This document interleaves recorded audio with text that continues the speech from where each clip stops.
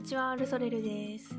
土と風の植物園さんのドライフラワー定期便を購入してるんですけど、今月でちょうど1年になりました。なので今回は1年間届けてもらったドライフラワーを振り返りつつ、経年変化やったり個人的に感じたことをお伝えできればなと思います。まず土と風の植物園さんの季節のドライフラワー定期便がどういうものかっていうと、その名の通りドライフラワーを定期的にお届けしてくれる商品です。送料込み1200円で毎月ポスト投函できるサイズ、こういった可愛いパッケージに入って届きます。ドライフラワー定期便の概要はこんな感じです。それではまず経年変化から見ていきましょう。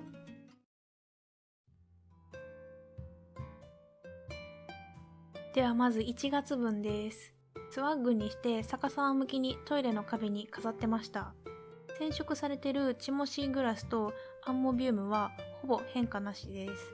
日陰立ちカズラが緑色から茶色に変化してますね。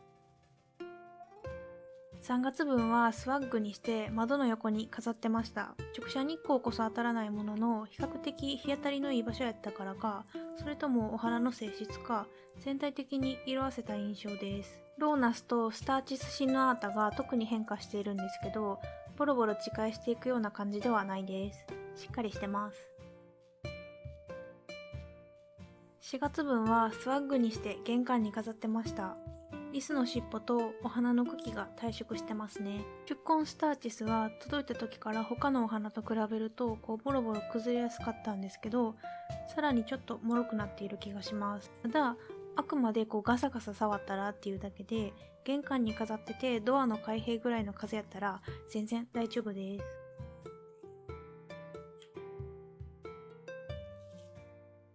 5月分はスワッグにしてお風呂場に置いてました。一番湿気のある場所に置いてたんで、カビを心配してたんですけど、大丈夫でした。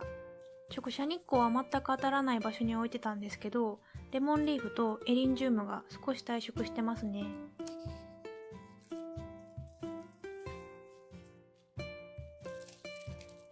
6月分はコップに生けてガスコンロの横に飾ってました。染色されてるフラックスと紅花のオレンジ色は変化なしで、その他は他の月と比べると比較的茶色くなりました。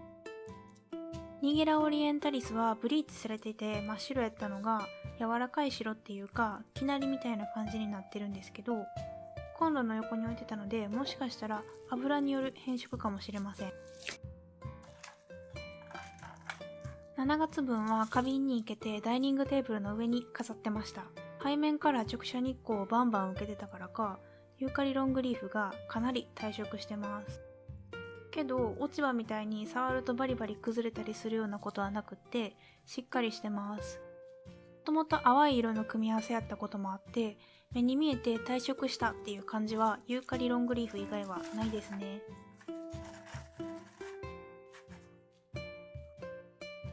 8月分はスワッグにして窓の横に飾ってました。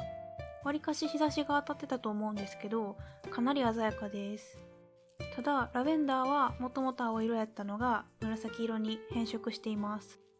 でも何も知らずにこの状態で渡されたら変色してるってわからないんじゃないかなと思います。9月分は花瓶に生けて飾ってました。赤色やった系統がちょっとオレンジがかったのと、葉っぱがシワシワになってますね。その他はほとんど変化してないです。9月分はボリューミーというか肉厚な感じなんですけど、しぼんだりすることなくそのままずっしりしてます。10月分は花瓶に生けて9月分の隣に飾ってました。まだ届いて2ヶ月ですし、ネビリアクラスタースターの葉っぱ部分がちょっと茶色くなってるぐらいで、ほぼ変化なしですね。今のところグレビリアゴールドのオレンジ色もスターチスの紫色もベニアオイの赤色もどれもこれも変色しそうな気配が全くないです。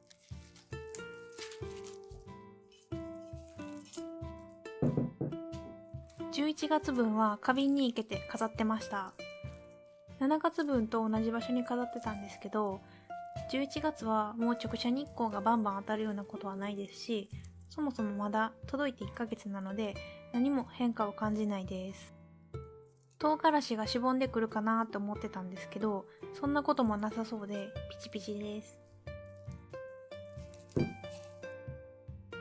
12月分は先日届いたばっかりなんで、もちろんまだ経年変化はないんですけど、可愛いので見せびらかしておきます。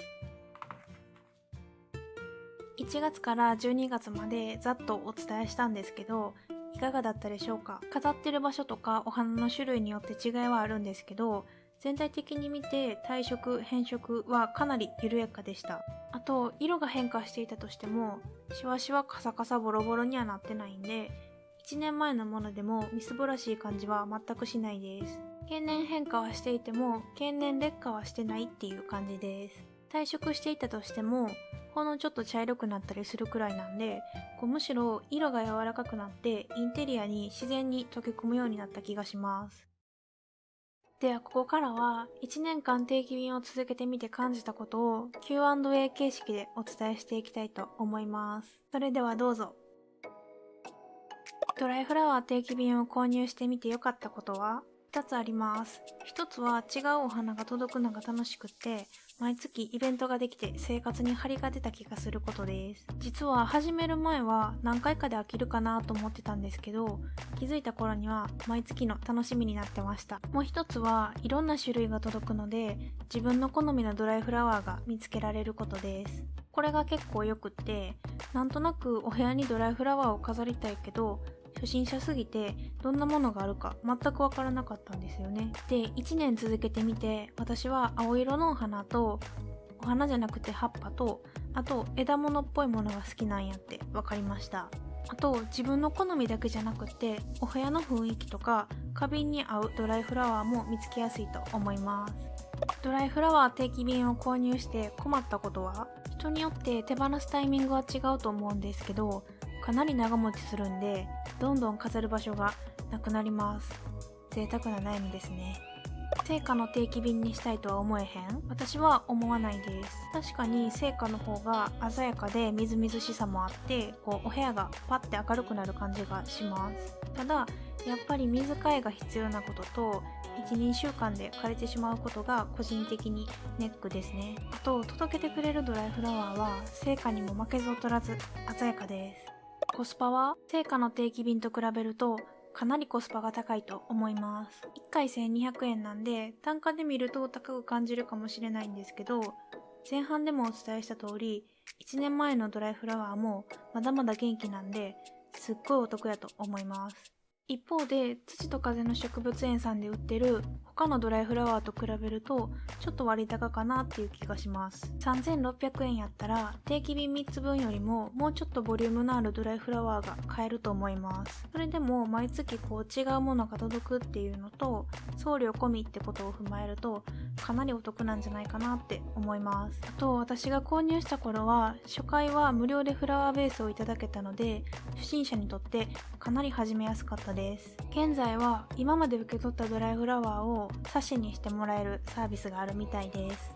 虫は出た？全く出なかったです。届いた時にお花が崩れてたことはあった？なかったです。ちっちゃいお花がたくさん咲いているようなものは一部落ちたりしたんですけど、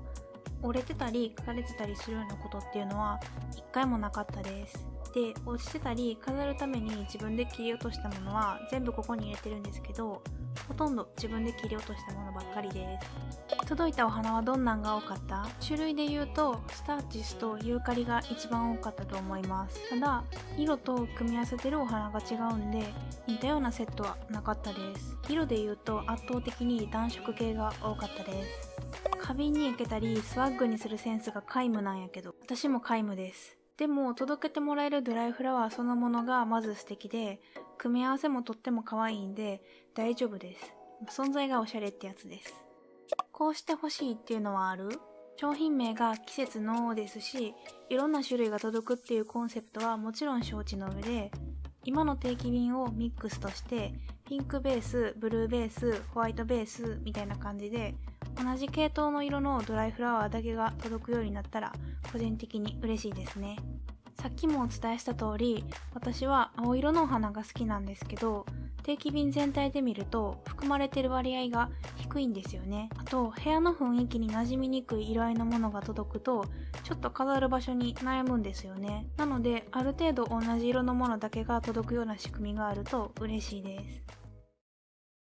というわけで定期便で届いたドライフラワーの経年変化と1年間続けてみた個人的な感想をお伝えしました。いかがだったでしょうか？ドライフラワーのサブスクを試してみようと思ってるけど迷ってるっていう方の参考に少しでもなったら嬉しいです。